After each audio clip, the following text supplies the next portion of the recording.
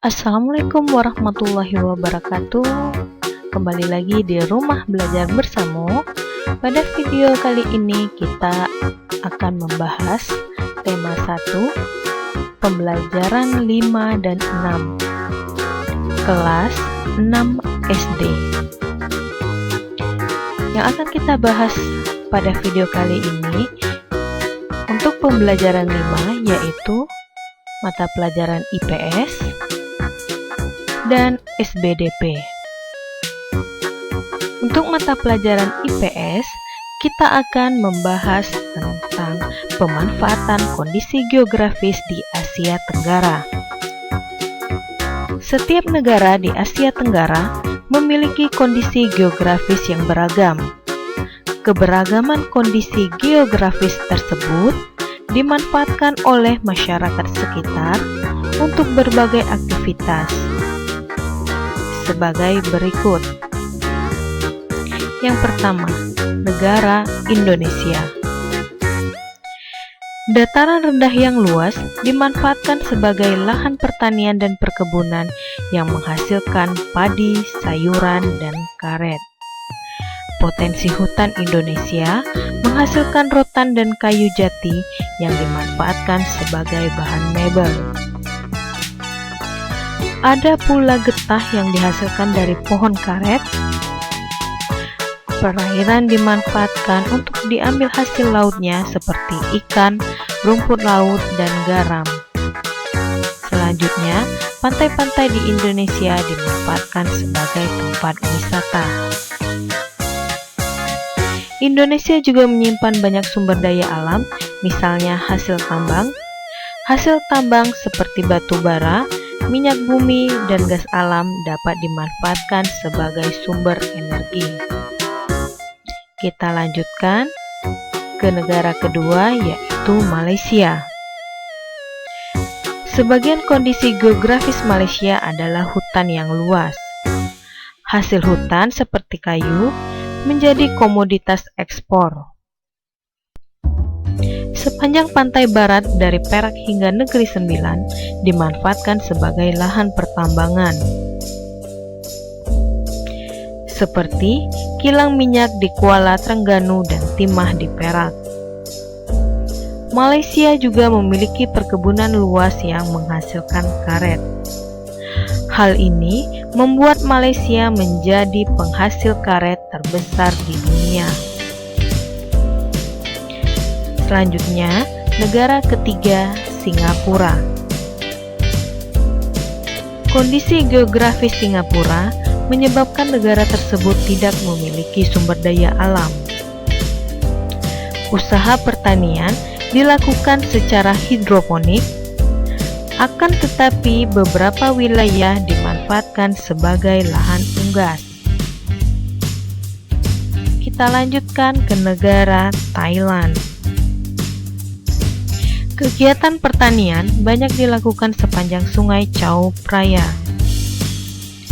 Hasil pertanian terbesar adalah padi.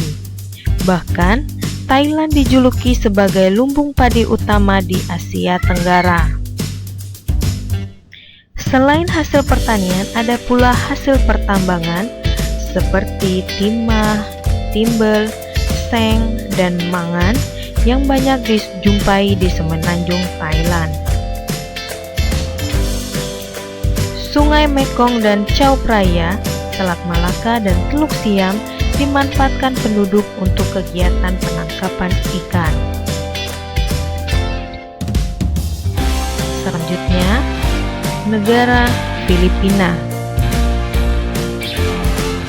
Masyarakat memanfaatkan dataran rendah sebagai lahan pertanian dan perkebunan. Hasil pertaniannya antara lain jagung, padi, ketela, tebu, dan tembakau. Hasil perkebunannya antara lain karet, kelapa, dan kayu yang merupakan komoditas ekspor terbesar di Filipina.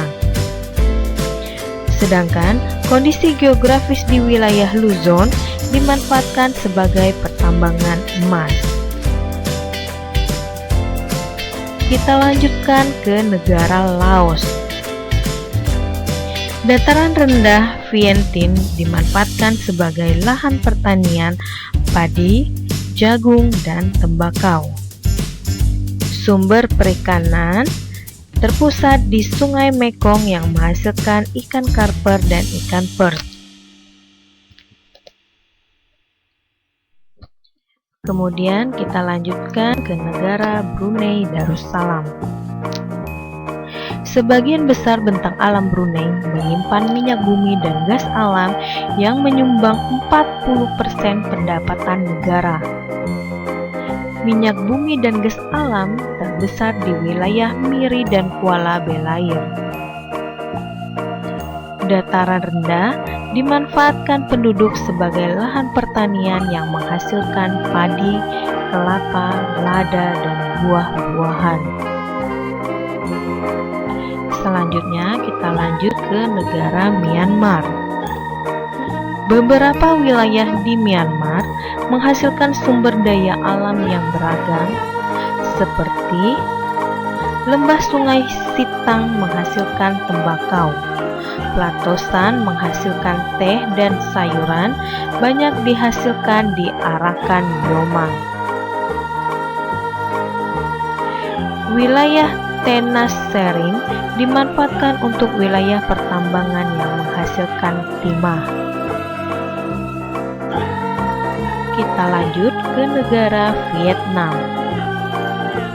Kota Ho Chi Minh yang berada di dataran rendah menjadi pusat industri utama di Vietnam. Industri yang berkembang di Vietnam antara lain industri pengolahan makanan, penggilingan padi, dan tekstil. Sebagian dataran rendah juga dimanfaatkan sebagai lahan pertanian yang menghasilkan buah, sayuran, jagung, ubi jalar, dan kopi. Hutan utama di Vietnam menghasilkan kayu jati dan rotan sebagai bahan baku mebel. Terakhir, negara Kamboja. Kamboja memiliki Danau Tonle Sap yang merupakan penghasil ikan tawar utama di kawasan Asia Tenggara. Daerah di sekitar Sungai Mekong dan Danau Tonle Sap sangat subur sehingga dimanfaatkan penduduk untuk pertanian padi, umbi-umbian, jagung, dan buncis. Ada pula hasil perkebunan seperti tembakau dan karet. Nah, adik-adik, sebelum kita lanjutkan ke seni budaya dan prakarya, bagi yang belum atau baru bergabung ke channel ini, jangan lupa di like, subscribe, dan komen. Oke, kita lanjut ke seni budaya dan prakarya. Pada materi ini kita akan membahas tentang alat dan bahan pembuatan karya seni patung. Sebelumnya, kita harus tahu patung itu adalah apa.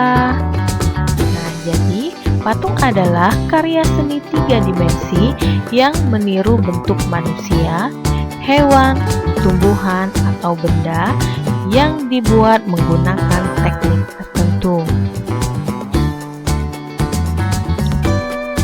Kita dapat membuat patung dari bahan-bahan yang dikelompokkan menjadi bahan lunak dan bahan keras. Selanjutnya, kita akan membahas mengenai bahan lunak. Bahan lunak adalah bahan yang empuk dan mudah dibentuk. Contohnya tanah liat, lilin, sabun, dan plastisin. Setiap bahan lunak memiliki kelebihan dan kekurangan. Contohnya, tanah liat yang baik untuk bahan patung harus bersih dari kerikil, rumput, atau benda lainnya, serta tidak terlalu lembek atau terlalu keras. Patung dari tanah liat memerlukan proses pengeringan yang relatif lama. Akan tetapi, patung dari tanah liat lebih mudah dibentuk sesuai dengan keinginan. Selanjutnya kita akan membahas mengenai bahan keras. Bahan keras adalah bahan yang bersifat keras dan lebih sulit untuk dibentuk karena memerlukan teknik-teknik tertentu. Contohnya, batu, kayu, logam, dan marmer. Akan tetapi, patung yang dibuat menggunakan bahan keras tidak perlu dikeringkan seperti patung yang menggunakan bahan lunak.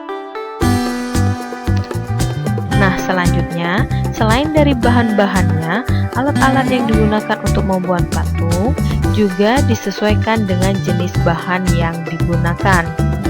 Berikut alat-alat yang dapat digunakan untuk membuat patung. Yang pertama, kita akan membahas alat untuk membuat patung dari bahan lunak. Yang pertama ada butsir. Butsir adalah semacam pisau atau alat sudip untuk mengukir bahan lunak. Biasanya, butsir terbuat dari kayu atau memiliki mata logam yang tumpul. Ada juga butsir yang bermatakan kawat untuk memudahkan pembentukan bahan lunak. Selanjutnya ada meja putar, berupa meja bundar yang dapat berputar ke segala arah. Fungsinya untuk lebih mudah melihat dan mengontrol bentuk patung dari berbagai arah tanpa harus bergerak mengitari patung. Selanjutnya ada cetakan. Oke, kita lanjut ke alat untuk membuat patung dari bahan keras. Yang pertama ada pahat, digunakan untuk bahan sedang atau keras untuk memahat atau mengurangi bahan keras sehingga membentuk objek yang diinginkan. Pahat terbuat dari logam keras yang tajam. Tersedia dalam berbagai mata pisau, digunakan dengan cara memalu pahat pada bahan patung. Selanjutnya ada palu. Palu digunakan untuk memukul pahat.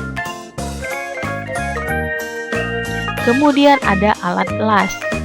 Sudah jelas untuk membentuk logam secara langsung atau tanpa mencairkannya terlebih dahulu, diperlukan alat las agar dapat menyusun logam sesuai dengan keinginan kita.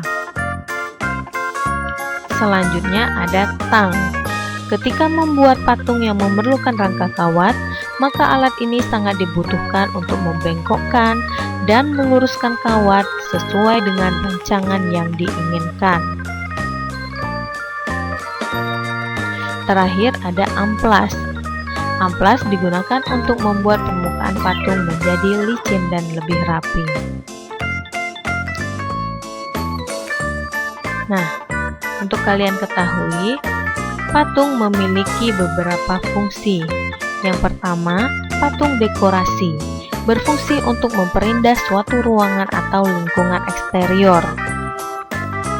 Yang kedua, ada patung monumen, dibuat untuk mengenang jasa tokoh atau kelompok tertentu, seperti sosok pahlawan suatu negara atau memperingati peristiwa bersejarah.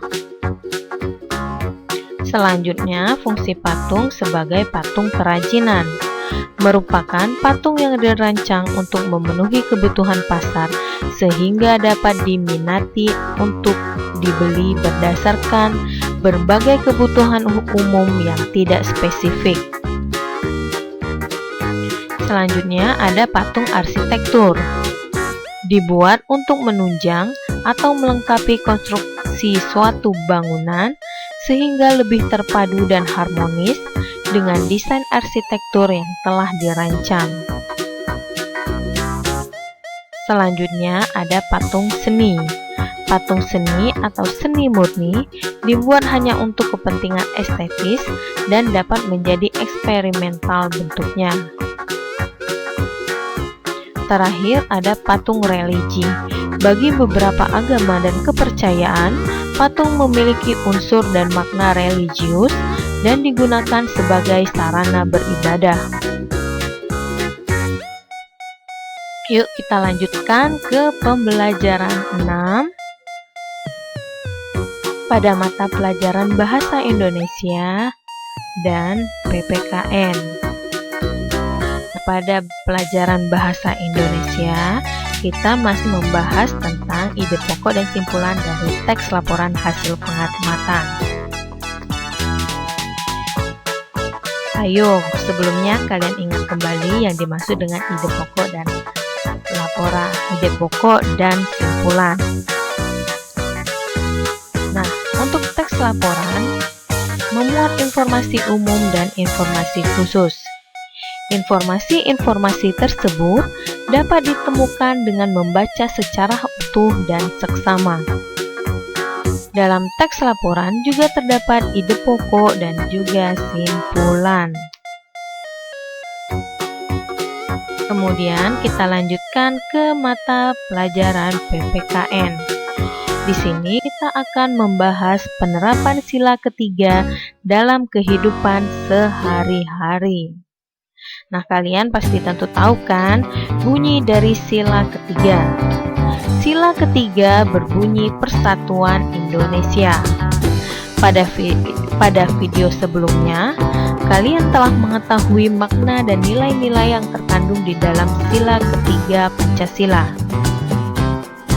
Masyarakat Indonesia adalah masyarakat yang memiliki keragaman agama, suku bangsa, budaya, sosial, serta ekonomi. Adanya perbedaan tidaklah menjadi sebab perselisihan, tetapi justru menjadi pendorong terciptanya kebersamaan. Kesadaran dalam mewujudkan Indonesia yang bersatu dapat tercapai jika kita menghayati semboyan negara Indonesia, yaitu Bhinneka Tunggal Ika.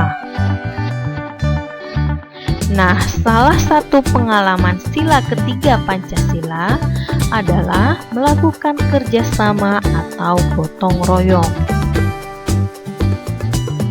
Kerjasama adalah pekerjaan yang dilakukan oleh dua orang atau lebih untuk mencapai tujuan bersama. Kerjasama dapat dilakukan dimanapun, baik di rumah, sekolah, maupun lingkungan masyarakat. Ada banyak manfaat yang diperoleh dari kerjasama. Berikut beberapa manfaat melakukan kerjasama. Yang pertama, pekerjaan terasa lebih ringan karena dilakukan bersama-sama. Yang kedua, pekerjaan akan lebih cepat selesai. Yang ketiga, memupuk rasa persatuan dan kesatuan. Yang keempat, memperkuat semangat kebersamaan. Dan yang kelima, menumbuhkan rasa peduli terhadap sesama. Nah, adik-adik, sampai di sini dulu materi kita pada hari ini. Jangan lupa bagi yang belum like, di-like terlebih dahulu, dan silahkan tinggalkan jejak komentar apabila ada yang ingin kalian tanyakan.